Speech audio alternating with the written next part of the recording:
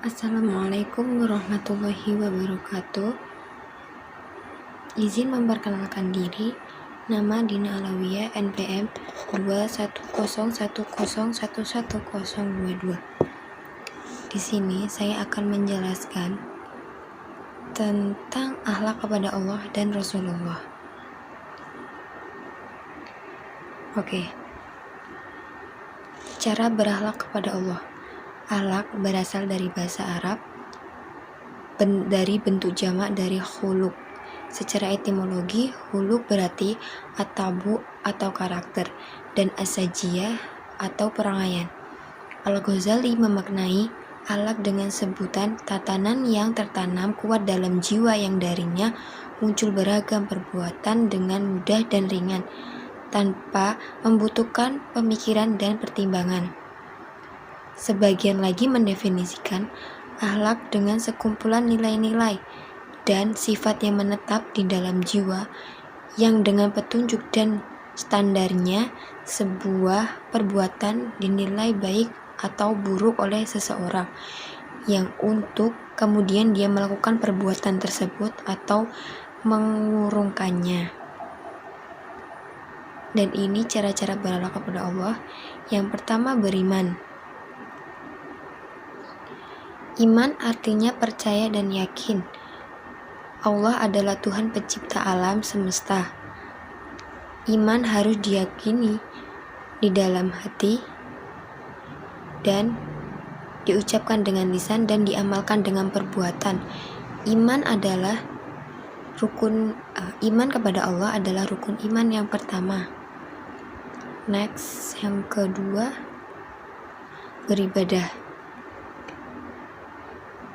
Ibadah secara bahasa adalah tunduk atau merendahkan diri, sedangkan secara istilah adalah syara. Ibadah merupakan suatu ketaatan yang dilakukan dan dilaksanakan sesuai perintahnya dan mencakup atas segala apa yang Allah ridhoi, baik berupa ucapan atau perkataan maupun perbuatan yang dzahir ataupun batin. Lanjut, yang ketiga, ikhlas. Secara etimologi, makna ikhlas adalah jujur, tulus, dan rela. Kata ikhlas merupakan bentuk masdar dari khalasa yang berasal dari akar kata kholasa. Kata kholasa mengandung beberapa makna sesuai dengan konten kalimatnya. Ia biasa berarti syafa, jernih, najah, wasalima, selamat, wasola, sampai, dan itazala, memisahkan diri, atau berarti perbaikan dan pembersihan sesuatu. Lanjut, yang keempat, taubat. Taubat secara bahasa adalah kembali, sedangkan secara istilah kembali kepada Allah yang Maha Pengampun dan Maha Penyayang, penyerah diri padanya dengan hati penuh penyesalan yang sesungguh-sungguhnya, dan merasa sedih, kesal, susah, dan hati merasa pecah-pecah bila mengingat dosa-dosa yang telah dilakukannya. Lanjut, yang kelima, zikir. Zikir berasal dari bahasa Arab, yaitu zikrun, artinya zikir, ingat, nama baik, disebut juga dengan peringatan atau pengingatan. Adapun arti zikir secara istilah komunikasi antara seseorang hamba dengan Allah agar selalu mengingat dan tunduk pada perintahnya.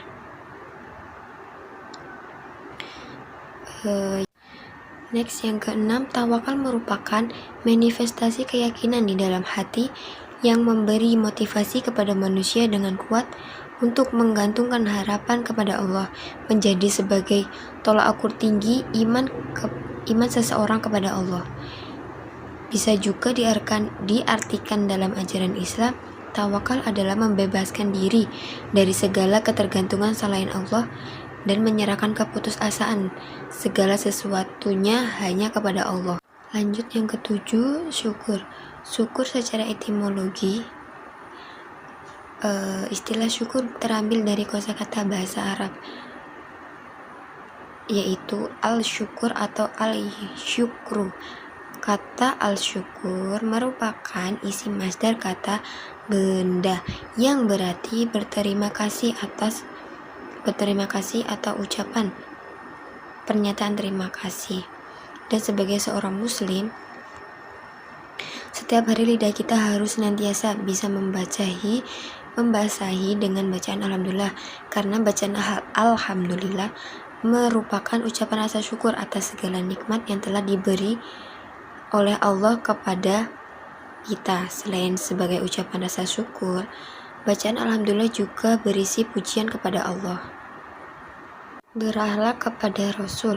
Selain berakhlak kepada Allah, kita juga harus berakhlak kepada Nabi Muhammad SAW. Setiap mukmin harus dapat mencintai, menghormati, dan memuliakan beliau lebih dari siapapun dalam sejarah umat Islam. Bentuk pemuliaan Nabi adalah tidak berbicara keras atau mengecilkan suara terhadap Nabi, baik berbicara sesama, apalagi berbicara dengan beliau sendiri. Cara berakhlak kepada Rasul sebagai berikut. Yang pertama, beriman kepada Rasulullah.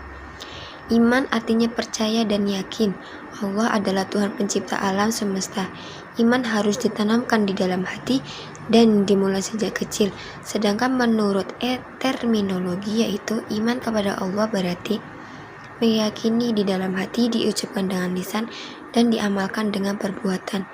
Iman kepada Allah adalah rukun iman yang pertama. Baik, yang kedua, bersolawat. Solawat berasal dari kata al-solat dan digunakan dalam bentuk jamak. Secara bahasa ada yang mengartikan doa atau pujian. Solawat merupakan ibadah. Doa diartikan juga sebagai ucapan renungan cinta, berkah, dan pujian. Solawat juga merupakan ungkapan rasa cinta dan rindu kepada Rasulullah SAW. Yang ketiga, menghidupkan sunnah. As-sunnah yaitu sumber hukum kedua setelah Al-Quran dalam Islam. As-sunnah menjadi sumber penting yang dijadikan sebagai sandaran utama atau yang sering dilakukan setiap hari oleh Rasulullah. Contohnya menjaga wudhu, zikir di pagi petang, sholat duha, sholat tahajud, dan membaca Al-Quran, dan masih banyak lagi. Next, yang keempat, mencintai keluarga Nabi. Mencintai keluarga Nabi Muhammad SAW adalah teladan yang baik. Sisi kemanusiaannya terungkap indah. Kecintaannya tertuju kepada semua makhluk. Ia tersohor mengasihi anak-anak, penyayang binatang. Maka dari itu kita harus selalu mencintai Nabi beserta keluarganya supaya kelak diakui sebagai umatnya. Jadi kesimpulannya, akhlak kepada Allah dapat diartikan sebagai sikap atau perbuatan yang harusnya dilakukan oleh manusia sebagai makhluk kepada Tuhan sebagai Maha Esa, dan sebagai titik tolak akhlak kepada Allah dan pengakuan dan kesadaran bahwa tiada Tuhan melainkan Allah, bertawakal dan berserah diri kepada Allah. Sedangkan menaati Rasul berarti melaksanakan segala perintahnya dan menjauhi larangannya. Ini semua telah dituangkan dalam hadis beliau yang berwujud ucapan, perbuatan, dan penetapannya. Sekian, terima kasih. Apabila ada salah kata, saya mohon maaf. Wassalamualaikum warahmatullahi wabarakatuh.